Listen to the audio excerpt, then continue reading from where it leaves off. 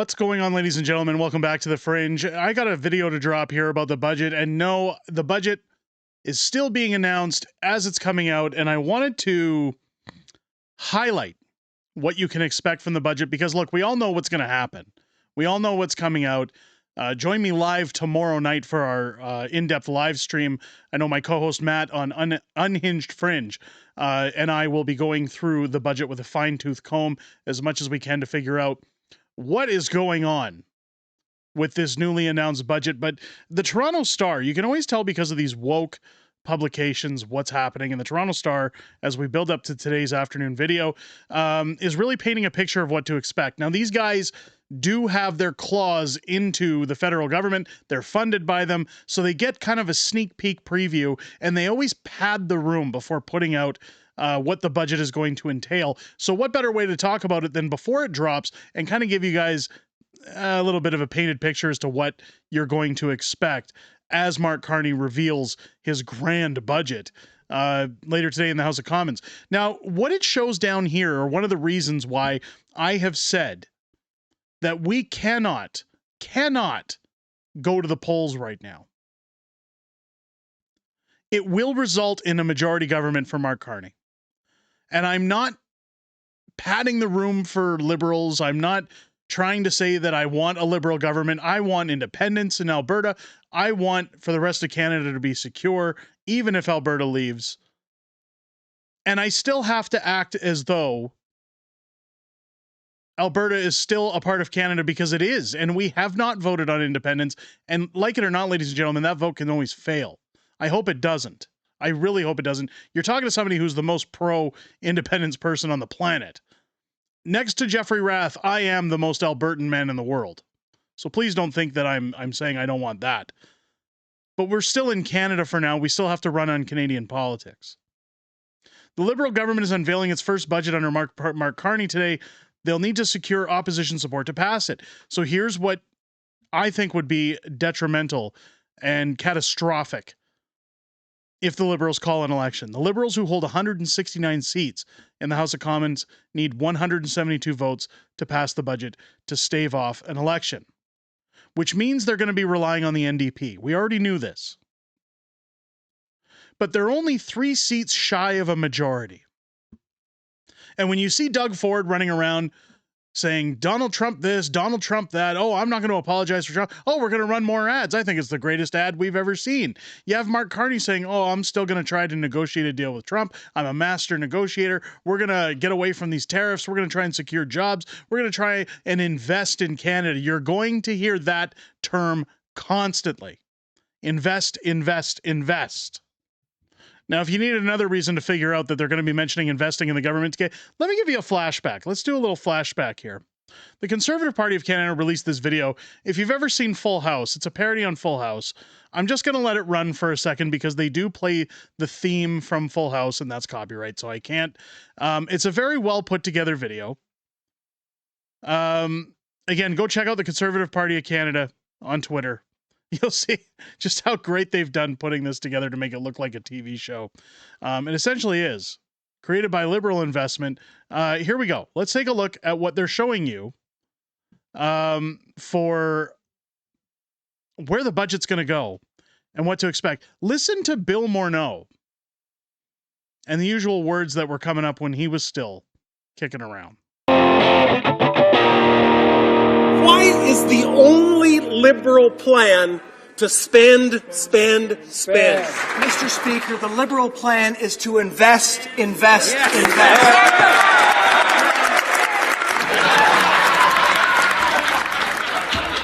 It is time to invest in the future of our country. It has never been more appropriate to invest in the future of our country. That's why our economic plan, it is really at its heart about investing in Canadians.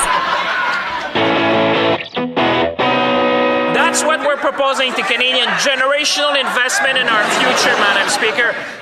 We're not spending that amount of money, we're investing that amount of money.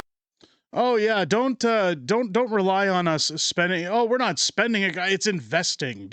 Have you ever heard, could you imagine, and again, you come home from work and you go into the house, and let's say the wife's at home, either she's at work or she's home all day, and you come in the house, hey, honey, I want to buy a brand new pickup truck. And she says, hey, we can't afford a brand new pickup truck. They're like $80,000. He says, yeah, but listen, we're not spending $80,000. We're investing $80,000 to get a truck so we can move things, so that we can pick up big items, bring them home. We don't have to worry about renting a Home Depot van. We can get a trailer. It's not spending, it's investing. Well, this is going to be the common theme that we see as Mark Carney's government tries to pass this bill. They're going to constantly bring up the word spending is investing, and it's not. You can see it back to Morneau. You can see it with Trudeau. This is all just cannon fodder. It's word salad. Oh, please buy the shit we're shoveling. Please believe the lies we're spreading. This is no different than Biden's Build Back Better. Nothing was built, nothing was back, and it wasn't better until good old Donald came in and said, get out of here. Get out of this office. Go home, Biden. Have a lollipop. Maybe feel better. You jackass. Premier Ford. Now, this is where we're going to see a bit of a civil war breakout. It's going to be interesting after this budget comes out because, again, unless provinces start getting goodies from the Canadian government, Ford hopes to see support for the Ring of Fire development, which we're not going to see. So Doug Ford says there's the reference to massive criminal mineral deposits in remote northwestern Ontario that our successive provincial governments have been touting as an economic boom for the past 15 years. He noted that he was with Prime Minister Mark Carney at the Darlington Nuclear Station as part of Ontario's push for generating more electricity. So hopefully he'll put the money towards what we need. That's not going to happen. That's not going to happen. As they head into lockup, the Liberals are trying to frame Mark Carney's first budget as a huge investment budget. Again, spending is investing. It'll also be a big spending budget. So if our deficit wasn't enough already, it's going to be astronomically horrible. The projection is devastating. Expect to see new tax measures. So again, if you weren't being taxed enough as it is, that promote productivity, such as tax incentives that allow businesses to write off a larger share of capital investments right away. Two sources told the Star that operating expenses will be balanced in 3 years. Where have we heard that before? The budget will balance itself. You know, one of my followers, or one of the accounts I follow, sorry, it was either Ryan Garrettson or Jag Dan, I believe, on Twitter today, showed a picture of the bottom of Mark Carney's foot and said, I find it funny and so poetic that they show a picture of the bottom of Mark Carney's foot as it's about to crush down on our necks. And of course, they have these expensive shoes they wear and everything else. They're $3,000 suits. The royalty level of the government knows no bounds, folks. As Prime Minister Mark Carney looks to sell Canadians on his first ever budget, one that he's billed as containing both once-in-a-generation capital spending projects and austerity measures, Liberals say he picked the right salesperson for the job. Finance Minister F.P. Champagne takes the spotlight Tuesday to present the Carney government's first fiscal blueprint, a document delayed by half a year during the ongoing tariff war with the country's closest trading partner. The tariff battle threatens the country's economy and forms the backdrop of the entire budgetary plan. It's all going to be, look, see him pointing to the bottom of his shoe? Look at it, just as I was saying earlier. Now, this isn't Carney's shoe like was posted on X, but him pointing saying, see this foot? I'm going to step on every Canadian's neck with my shoes, my expensive $1,000 shoes. But we're investing, ladies and gentlemen. We're investing. I know it's a terrible impression of Champagne, but they're investing to make sure that their spending creates a better life for you. Sorry. Let's reiterate. It'll be a better life for them. Federal politicians of all stripes say they don't want the coming budget vote to trigger a Christmas election, but nobody's ruling it out. We know it's not going to happen. I pray to God there isn't that once-in-a-lifetime incident where it goes the other way, because, again, if we go to the polls at Christmas, folks, Carney's getting a majority. Pierre needs more time. They need more time. They need for things to get worse before they're going to convince the elbows up crowd. And when you think about the elbows up crowd, you think about stocks right now. If you guys go look on the TSX, go look at stocks right now. They're all plummeting. They're all dropping, bottoming out.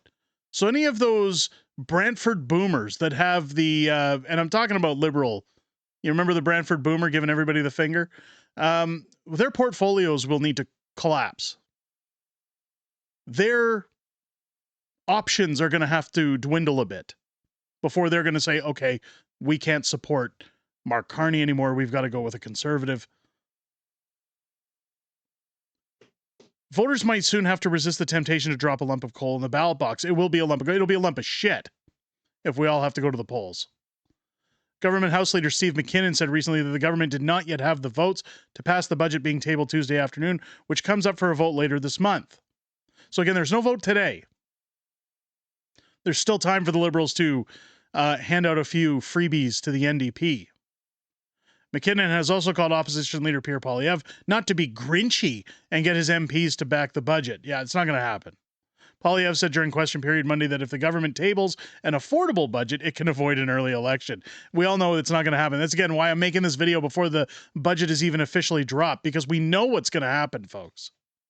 Prime Minister says Canadians can't afford to eat, heat, or house their themselves. They need to make, quote, sacrifices, Poilievre said. The choice for us is simple. If the budget brings down the cost of living, we'll support it. If it brings up the cost of living, just like every other Liberal budget, we will vote no. Updated 44 minutes ago at the time of filming this video, which again is about noon Pacific. Carney government shows no sign of compromise in budget that will test opposition parties. So it goes on to say they're not going to do anything.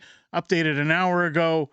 Mark Carney's Liberals do not have enough votes to pass the budget. What happens now?